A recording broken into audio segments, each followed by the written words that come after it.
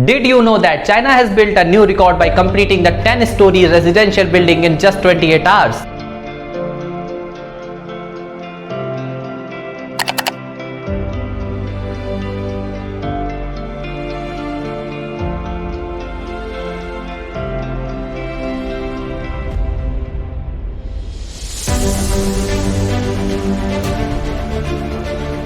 A 10-story residential building in Changsha, China has been built within a 28 hours 45 minutes. The developer of the building is the Broad Group.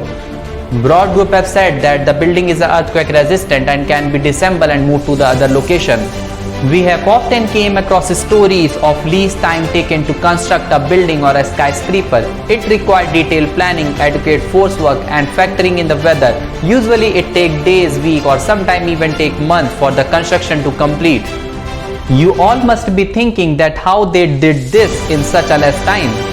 The answer to this is a prefabricated construction system. In this system, a module is prepared in the factory and they are transported to the building site in the truck and stacked as per the requirement.